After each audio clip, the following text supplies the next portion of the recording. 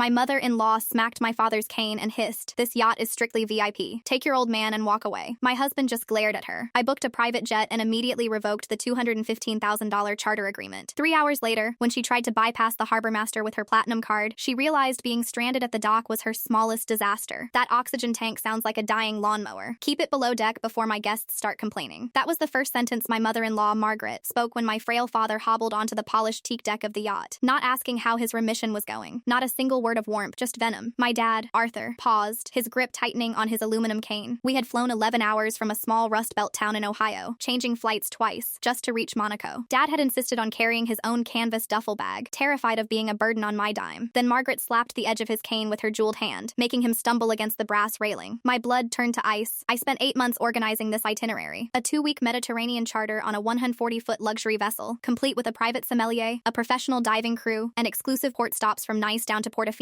I wired every dollar from my personal account. I did it because my dad deserved the world. 6 years ago, when my cybersecurity firm was just a pipe dream in a damp basement, my dad emptied his pension and took a night shift as a janitor so I could pay my server hosting fees. That firm just went public. But Margaret had spent 5 years spinning a delusion that her son, my husband Marcus, was the mastermind behind the fortune. She never once asked what my company actually built or how the merger went. She only asked when Marcus would finally step up, stop letting me play CEO, and take the reins of his so-called empire. "Don't touch him again," Marcus warned, stepping between his mother and my dad. Margaret rolled her eyes behind oversized designer sunglasses. I refused to let my Mediterranean mixer be ruined by a walking hospital ward. I have high-profile clients arriving in 20 minutes. Diane, escort your father to some budget hotel on shore. He doesn't fit the dress code anyway. My dad looked down at his worn orthopedics. He started pulling his duffel strap over his shoulder, reaching for the portable oxygen concentrator at his hip. "I can just wait at the airport, sweetheart," he wheezed. "It's okay. I don't want to cause a fuss." Marcus stepped forward, his jaw locked so tight I thought his teeth would crack. "He's not going anywhere. You are." I had never seen Marcus look at his mother with such unfiltered disgust in the entire decade we had been together. His brother Theodore had been leaning against the hot tub, networking on his phone. He scoffed, waving a half-empty mimosa in the air. "Are you really throwing away the family reputation to coddle a guy who smells like a thrift store? Relax, Marcus. Mom's just protecting the brand." Marcus didn't raise his voice. "The only reason you have a brand is because my wife allows it. And as of right now, that charity is over." Margaret laughed, a sharp, arrogant sound. She believed Marcus would back down to avoid a public scene. He always hated conflict, and she had weaponized that trait his entire life. "Fine, then the three of you can leave. Theodore and I will host the gala ourselves without smelling iodine all night." I met Marcus's eyes. The clarity there told me everything I needed to know. "Have a fantastic party," Marcus said, his voice completely hollow. He gently took my dad's arm and picked up the canvas duffel bag. As we walked down the boarding ramp, I paused at the captain's station. I tapped my phone against the secure maritime terminal and typed 3 swift messages to the charter management company. I gave the captain a brief nod, and we stepped onto the sun-baked concrete pier. Theodore yelled down a final insult about us missing the caviar, but the sound of the harbor drowned him out. 2 hours later, we were sitting in a VIP lounge at the Nice airport. The air conditioning was freezing, but it felt good against the Mediterranean heat we'd left behind. My dad kept staring out the floor-to-ceiling window at the tarmac, repeatedly apologizing for causing a rift. He had no idea I had just secured a private Gulfstream jet to a secluded resort in the Maldives. I pulled out my phone and called the charter holding company directly. "This is Diane Ashworth. The vessel is legally leased exclusively under my corporation," I stated to the rep on the line. "Void the guest manifest, terminate all catering, and inform the harbor master that there are 2 unauthorized trespassers currently occupying the main deck. I want them removed before they pour another drink." The rep didn't hesitate. "Understood, Miss Ashworth. We will notify port security to clear the vessel immediately." I hung up and sat next to Marcus. He was staring at his hands. He hadn't said a word since we got into the town car at the marina. "Are you okay?" I asked quietly. "I should have cut them off years ago," he said. "I kept thinking she'd change once we had money. I thought the money would make her respect you. Respect us. Money just makes people more of who they already are," Dad said gently from across the table. My phone buzzed. It was a FaceTime request from Margaret. I declined it. It buzzed again. A call from Theodore. I declined that too. Then came the text messages, flooding in so fast my screen couldn't keep up. "What did you do? The captain just locked the liquor cabinets. Diane, fix this right now. The Agnellis are arriving in 10 minutes. Security is on the deck." I turned my phone face down. But 30 minutes later, it wasn't Margaret or Theodore who finally got through to me. It was an unknown Monaco number. I answered it, expecting a port official asking for confirmation to remove my in-laws. "Ms. Ashworth?" a woman's voice asked. She sounded breathless, frantic. "My name is Luz. I'm the lead event coordinator for the gala your mother-in-law is hosting today." "The gala is canceled," I said flatly. "And I didn't hire an event coordinator." "I know you didn't," Liz said, her voice dropping to a harsh whisper. "Margaret hired me, but she used your corporate tax ID to secure the floral arrangements, the live string quartet, and the custom ice sculptures. She told us you were backing the entire networking event for your husband's new venture." I frowned, glancing at Marcus. "My husband doesn't have a new venture, and she had no authorization to use my company's tax ID." "Mims Ashworth, please." Luz sounded like she was on the verge of tears. "The vendors are demanding their remaining balances before they unload the trucks. It's over